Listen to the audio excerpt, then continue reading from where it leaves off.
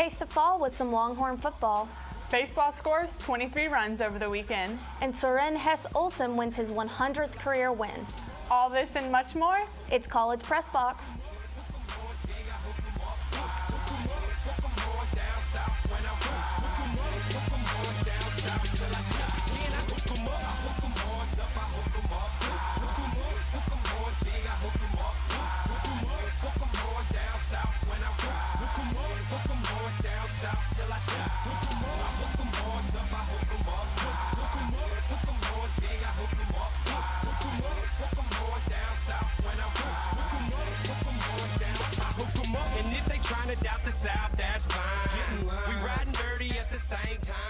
Welcome to College Press Box. I'm Amanda Atwell here with Taylor Smith. Exciting weekend for Longhorn football fans, finally getting to see the talent this team brings to the table for the fall season. So Taylor, are you as excited as I am about the return of Longhorn football? Yes, I'm pretty excited. I'm actually excited to see Charlie Strong's first recruiting class coming in and kind of seeing how he does with the guys that he's brought in. Yes, and it's looking good in my opinion. The Longhorns were back at it at the orange and white spring game this Saturday at DKR. Let's see how they fared. Deontay Foreman rushes for 10 yards to start the game. First down Texas, Tyrone Swoops rushes for 14 yards right here into the right corner of the end zone. Touchdown Texas, up 7-0 over the Horns. Gerard Hurd making his appearance. Pass to Ty Templin for 15 yards, complete. Then right here, Gerard Hurd rushes for 12 yards to get the touchdown for the Horns, tying it up 7-7. Gerard Hurd rushes again for 7 yards. The Horns lead 10-0. Tyrone Swoops right here, 21-yard pass to Armonte Foreman, complete, bringing it to 2nd and goal. Tyrone Swoops, another pass to Armonte Foreman. And then Deontay Foreman, 1-yard rush for touchdown. Texas leads 14-10. Gerard Hurd, pass intercepted right here by Bryson Eccles. And then Tyrone Swoops, another interception by Dylan Bolt. Here we are, Tyrone Swoops pass to Dorian Leonard. Looks good, but it is waved off as an incomplete pass.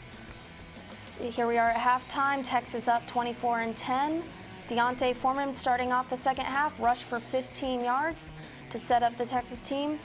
Tyrone Swoops right here passes to Foreman, not able to get his foot down in the end zone. Texas ends up winning 27-16 over the Horns. College Press Box, Loana Solis has more on the game.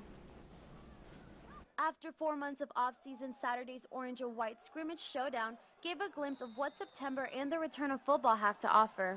Overall, just very pleased today, and just looking at just total, you have 15 practices in spring ball, and just each and every day we were just looking to just get better and just making sure that it's all about fundamentals and technique. The Texas team beat the Longhorn team 27-16. During the first half of play, Swoops quarterbacked the orange team and Hurd quarterbacked the white team. Swoops says he feels confident in himself and his team going forward. I feel like as a whole offense we've improved, getting a lot more protection, receivers running good routes, and the running backs running the ball real well. So I feel like it's not just me, it's everybody. I think with competition, not only against the next guy but against yourself, it helps a lot. This spring game gave a chance for Longhorn fans and coaches to see the two potential starter quarterbacks go head-to-head.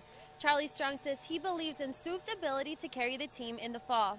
It's just great to just see the two quarterbacks go out and compete. I know it's the big question right now. Ty is still the #1 guy at this point. Both quarterbacks finished the scrimmage with similar stats. Swoops finished 17 for 31, while Hurd finished 20 for 29. Hurd says he is focused on improving and showing the coaches that he is ready to lead the team. Right now, I'm just making sure myself is better. I think I'm putting my head in the plate a little more than I ever did. I think my job is to show them that, when it's my time and, my number is called, that I have to be ready to still lead those guys on. The question still stands on who will take the first snap when the team returns for fall play. Loana Solis, College Press Box. Brooks Kubena is here tonight to help us take a deeper look at the spring game. Brooks, how are you doing tonight? Guys, it's spring at last. We've got spring football, basketball, and baseball going on at the same time. I'm happy as could be. Brooks, obviously the biggest question going into this game was the situation with the quarterbacks. How did you feel about Tyrone Swoops and Gerard Hurd's performances? Well, whenever we came into this game looking at this was obviously the thing everybody was looking for. Who was going to show up and do better in this one? Would there be a leader going into the summer? Well, looking at these two guys, Tyrone Swoops going into this game, getting the clear start at the beginning, went 17 for 31 on the game, had 155 yards passing. The guy did a lot of things well. You look at the first pass goes incomplete to Dorian Leonard, but the second pass really opened up where Swoops lacked last year, throwing across the middle, getting check downs. We know he could throw it deep. Got a chance to see that from him throughout this game. Should have had a touchdown there from Dorian Leonard, dropped it. But on the other end, Gerard Hurd, obviously the more accurate passer, 20 of 29 throughout the game, throwing for more yardage, 177 yards. But Gerard, whenever he got his chance with the first team, didn't really do much on his end. You go into the second part of that half, got sacked 5 times throughout the entire game. You can say that towards the offensive line, but we did get a chance to see his legs, getting a scamper in for a touchdown. But the one thing that is lacking from all of this, neither guy had a touchdown pass. That's what you're supposed to do at this position. And from Ash to McCoy to Young, throughout all those times in the spring games, we've seen these guys throw touchdown passes. And for Texas' offense, you needed to see that from them. We saw the consistency sometimes with the accuracy on the short passes, but too many field goals. It's nice to see Nick Rose being able to get 4 or 5 in there, but from these guys, there's still a lot more for them to do. Definitely. Taylor, what did you think? I think I would have to agree with Brooks on that one. We saw a pretty even day stats-wise between the two, and honestly, it's kind of sad that we haven't seen a standout quarterback yet. And I really hope we have one going into Notre Dame next fall, because I feel like it would be pretty scary to go up there without a for sure quarterback. I think it's definitely nice to have 2, though, that we can count on for being pretty solid options. So back to you, Brooks. What surprised you this spring game? Any standout players you didn't expect to going into it? Well, I think that we saw a lot from the defensive side.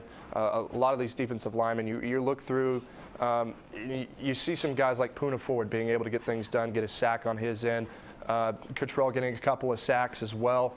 These guys stood out to me, but on the offensive end, we knew what we were going to get out of Marcus Johnson, even though he didn't play. We wanted to see some explosiveness from Monty Foreman. We saw that, but Lorenzo Joe had a fantastic game, 4 catches, 55 yards. This wide receiver core is wide. It's not deep. There's a lot of them in there, and there haven't been that much separation. So seeing that from Lorenzo Joe, it lets you know that there's a little bit more in maybe a slot position, someone else to come in and provide some of the explosiveness. We didn't see that from Dejae Johnson. I wanted to see that from them. That was the key from the spread offense, but Lorenzo Joe just might give them that. I thought Deontay Foreman had a pretty impressive day. He had 66 yards against the first-string defense and then a 15-yard run against the second-string defense.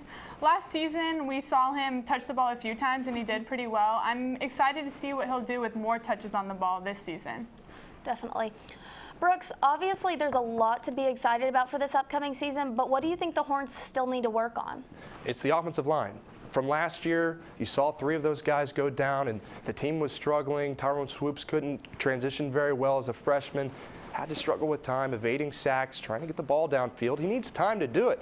And in this spring game, we saw that struggle too for Gerard Hurd on the second team. 5 sacks throughout this game, Swoops 2. Should have been sacked twice, caused him to throw an interception that called back on a defensive penalty. But these guys are moving around. They're trying to get some room, and we've seen Hurd do that with his legs, but I think they're expecting too much out of him if he's going to have that little time. And it goes to the running game as well. We only saw 2 rushes from Jonathan Gray. Deontay Foreman had a nice game running the ball, but you have to rely on your offensive line. Connor Williams did a fantastic job, but I'm still looking to see that from Tristan Nicholson on his end. Thanks. I agree with Brooks. The biggest struggle is the offensive line, and we saw that last season when Swoops had to run for his life, and I really hope that Texas fans don't have to watch it again this season and see Swoops or Hurd run for their life. It all starts up front, and Texas really needs a strong offensive line. Yeah, definitely. I definitely agree with you on that. Thank you so much for coming on tonight, Brooks. We really appreciate your insight. No problem, guys. Thanks for having me on. Don't go anywhere. Coming up, we discuss an eventful weekend for Texas softball and the chances of Texas baseball taking on the postseason.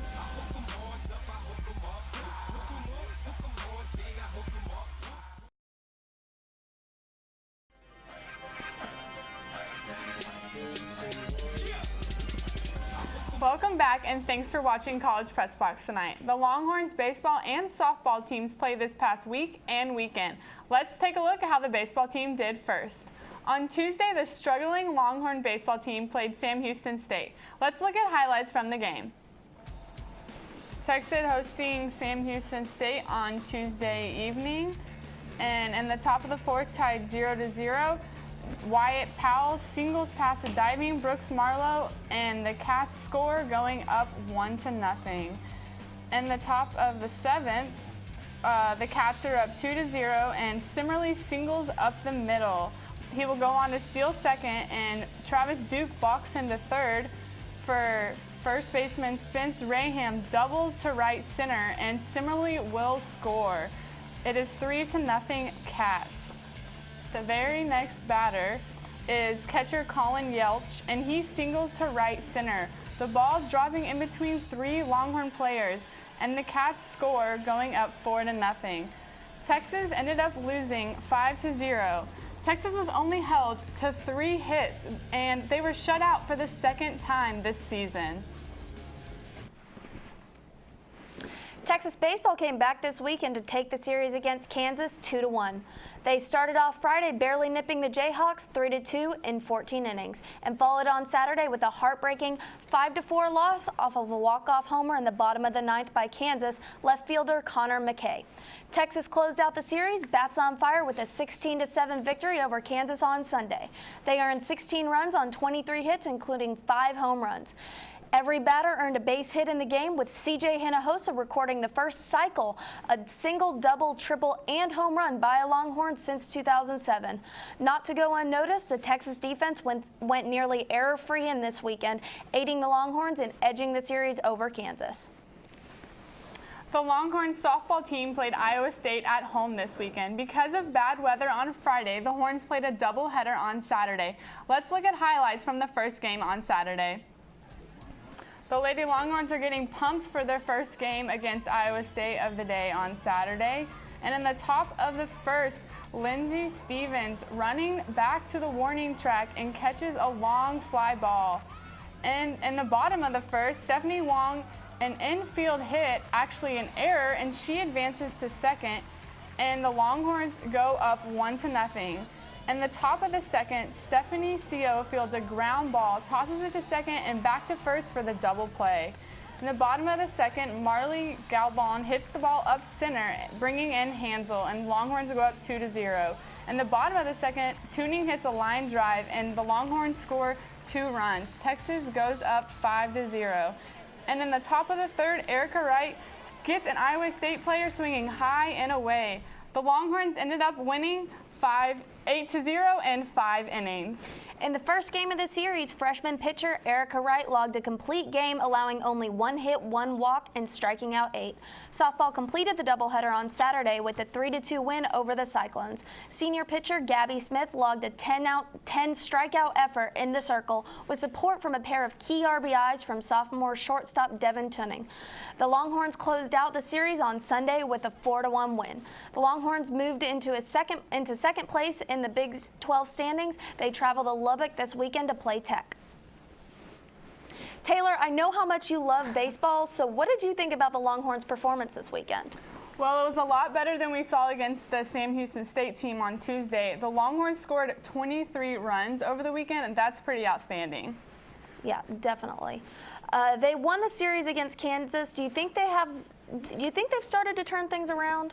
Winning 2 out of 3 in Kansas, yeah, I would say they kind of started turning things around. Although Kansas has a losing record, they have played some tough non-conference opponents, and their conference opponents to date have been Tech, OU, OSU, and Texas, all top-end conference teams.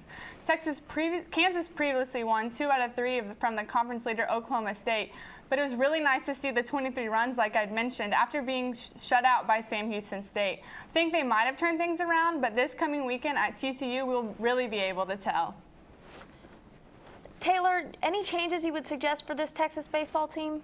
They really need to find a third starter. Parker French has 60 innings with a sub-2 ERA on the season, and Casey Clemens has continued to improve series to series, but we're not really sure what happened to Chad Hollingsworth besides injury, and that's really hurting Texas. They have not been able to find a third starter yet, and the Longhorns really need someone to step up and take that role going into the rest of the conference games as well as the postseason. Definitely. What kind of postseason chances do you think these Longhorns are looking at? Well, the Big 12 is a really competitive conference with the top 5 teams still in the mix for all of the conference championships. But Texas has 9 conference games left with 6 of them on the road, starting with TCU this weekend and then a home series against Tech the following weekend. The Horns really need to win the series the next 2 weekends to help solidify their opportunities in the postseason. It's a really big task, but the Horns were 1 game away from a championship series in Omaha last year, so anything is possible. This team has experienced players, so I wouldn't count them out. As long as they continue to hit, pitch, play defense, and win the series, they should make it to Omaha. Definitely. Thank you for those thoughts, Taylor. You know I love talking baseball. Up next on Press Box, we have the women's tennis team, men's golf team, and track and field, how they did over the weekend. Stay tuned.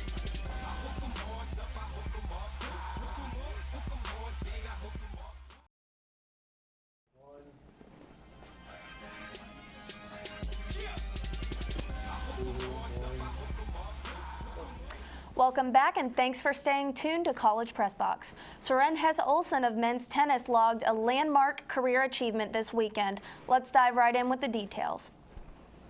The number 10 men's tennis team fell this weekend 4-1 against the number 7 TCU team. However, senior All-American Soren Hesse-Olsen won his 100th career singles match against TCU's Nick Chappelle. Hesse-Olsen notched the only point against the Horned Frogs this weekend, bringing them to a 137 career singles records. Hesse-Olsen is 27-5 overall this season with 17 wins against ranked opponents. This puts him at number 9 for all-time career singles wins at Texas. The Longhorns are now 18-5 in the Big 12 and will begin competition in the Big 12 Tennis Championships on Friday, April 24th in Waco, Texas. The women's tennis team wrapped up their season this past weekend with Kansas State on Friday and Kansas on Sunday. On Friday against Kansas State, the match started outside but had to relocate inside due to weather. Texas won the doubles match and 3 singles matches, going on to win 4-2. Sunday against Kansas was the regular season finale. Texas won the doubles point and 3 singles points, going on to win 4-0.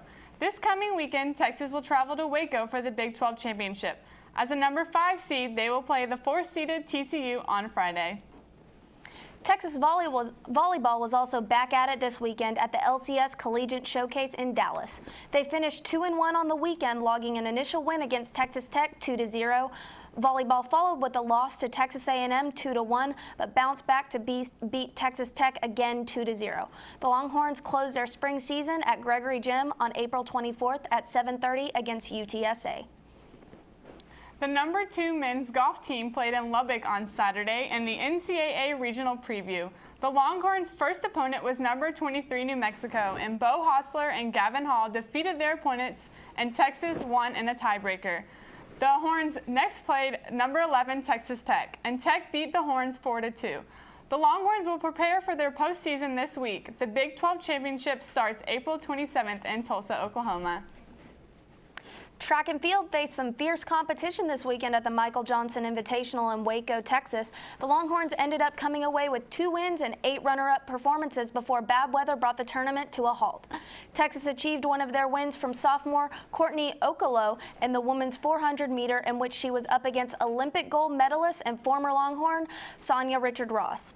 The Longhorns got their other win from Clint Harris in discus, his first win of the season. The meet was called off with 5 ends remaining after an initial rain delay. Over the weekend, the number 14 Texas rowing team traveled to South Carolina for the Clemson Invite. Texas finished the weekend with a win from their varsity 4 boat and second place finishes from their varsity 8 boat, second varsity 8 boat, and second varsity 4 boat. This coming weekend, the Longhorns will travel to Indiana for the Dale England Cup. Up next, we will look at what Texas sports are playing this week. Stay tuned.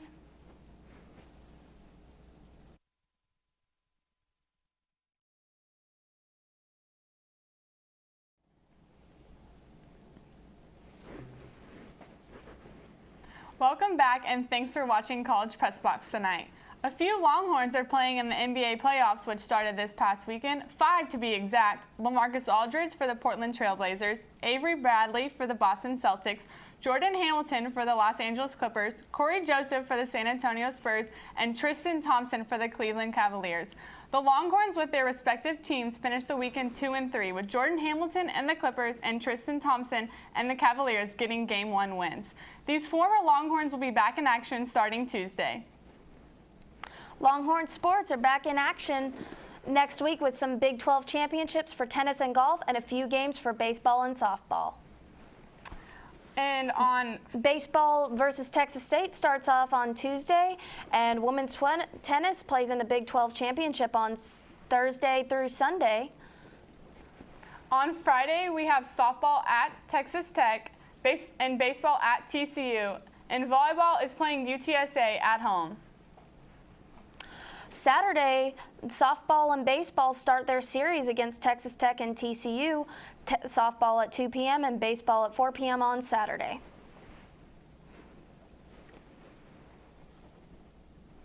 The Longhorn football team has had a lot of visitors this spring, including legendary coach Lou Holtz. Earlier this April, he had a little trick to show the Longhorns. Let's take a look. We always think there's such a thing as magic. I fool around with magic a little bit.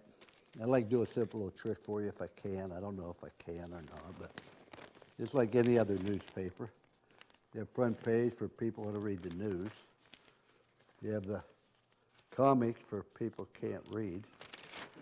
And we have the editorial page for people who can't think. But all we ever tried to do was if we taught them fundamentals. The great football teams are the ones that can block and tackle, accept a role, doesn't want to let their teammates down. You let a lot of people tear you up and criticize you and find fault. Hell with them. As long as you remain strong within and believe in one another, believe in the coaches, say we're going to find a way to win. I used to do this with a phone book when I was younger, but I'm not quite as strong now. But you can't let people tear you up, criticize you, doubt you.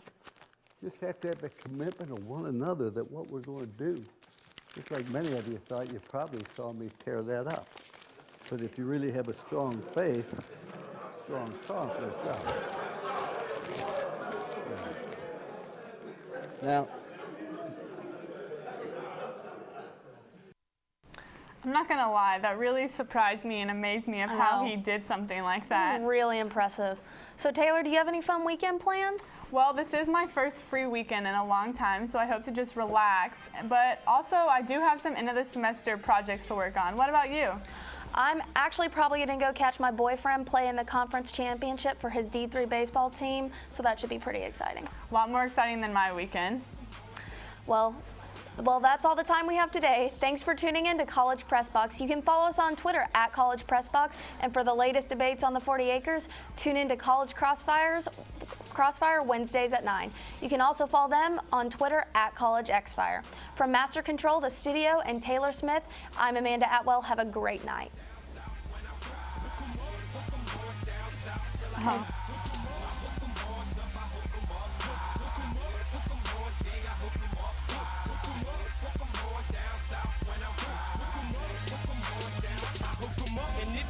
Doubt the South, that's fine. We riding dirty at the same time, shine.